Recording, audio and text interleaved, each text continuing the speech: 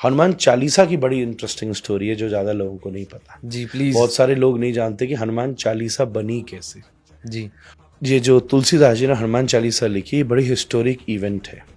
बल्कि मज़े की बात है कि वॉरियर एस्टे कैम्ब्रिज यूनिवर्सिटी में एक ब्रिटिश राइटर हैं, उन्होंने इस स्टोरी को लिखा है। मैं केवल इंडियन राइटर्स की बात नहीं कर रहा।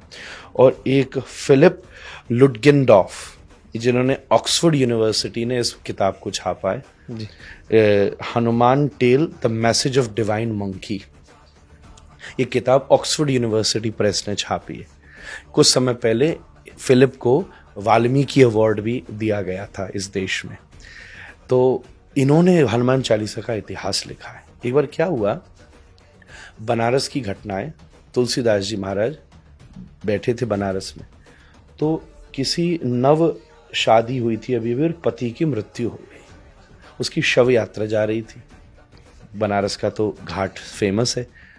तो तुलसीदास जी के सामने से जब जा रही थी तो तुलसीदास जी की वो उस कुछ लोगों में और उसकी पत्नी में बड़ी श्रद्धा थी कि संत तो सब कर सकते हैं। तो वो चरणों में गिर गई। तो तुलसीदास जी बोले, भाई राम जी का नाम लो, अब क्या हो सकता है, राम नाम लो। फिर भी उसका इतना भरोसा पक्का था कि तुलसीदास जी बैठ के नाम कीर्तन करते रहे और श्री राम जय राम जब करते रहे तो थोड़ी देर में वो पति उठ गया। जी ये चमत्कार हुआ जी। वो पति एकदम उठ गया। अब व्हाटसोएवर जो भी कह लीजिए कि वो मर गया था या जो भी था, पर बात ये सामने हुई कि नहीं मरा था, बेहोश था। This will not go into that logic, but वो उठ गया तो सब चौंक गए। तुलसीदास जी की महिमा चारों तरफ फैलने लगी, सब गाने लगे, सब सोचने लगे कि क्या बात है। तब उस समय कुछ हिंदू मंत्री ऊंची पोस्ट पे थे अकबर के राज में, जिसमें एक नाम था टोडरमल का। जी खाने खां भी एक नाम था। ये सब कुछ थे जो अपने हिंदू समाज के लोग थे पर ऊंचे स्टेटस। टोडरमल जी ने ही साहिबजादियों की शहीदी पे जो मुद्राएं दान की थी, जी, दुनिया की सबसे महंगी जगह, सबसे महंगी। जी, तो उन्हें उनके माध्यम से पता चला अकबर को कि कोई एक संत है बनारस में जो ऐसा काम कर गया, चमत्कार कर गया। तो अकबर ने कहा, अच्छा ऐसे का तो हमें इल्म लेना चाहिए और उनको बुलाया जाए। तो सैनिकों को भेजा। हालांकि उसको इतनी आदत नहीं थी कि किसी संत को कैसे बुलाया जाता है।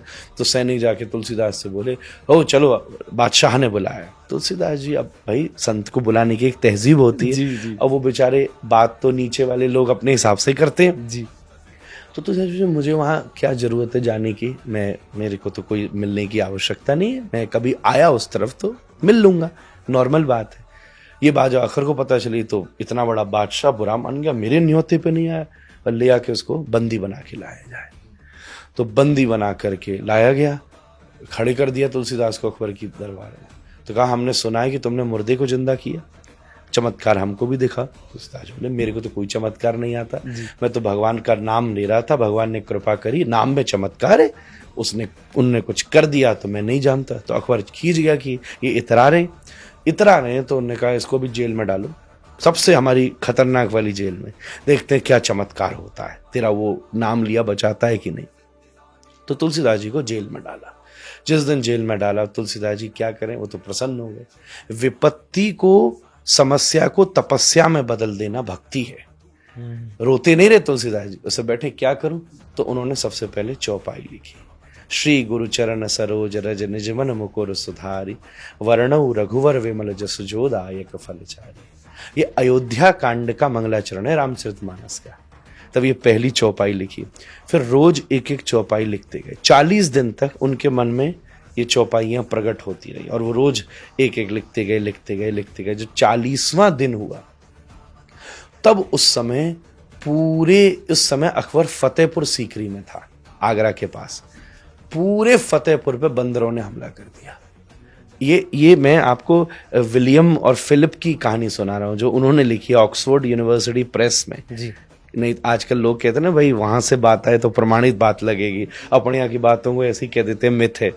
उन्होंने ये लिखा है जो ऑक्सफोर्ड ने, ऐतिहासिक घटना है, क्योंकि इससे रिलेटेड एक फरमान भी जारी किया था अकबर ने, जो कि हिस्ट्री में मौजूद है। इसलिए ये घटना कि हजारों बंदर आ गए और वो इतने एग्रेसिव बंदर आ गए कि टोली आ गई बंदरों की, जिसने पूरे फतेहपुर में कोहराम मचा दिया।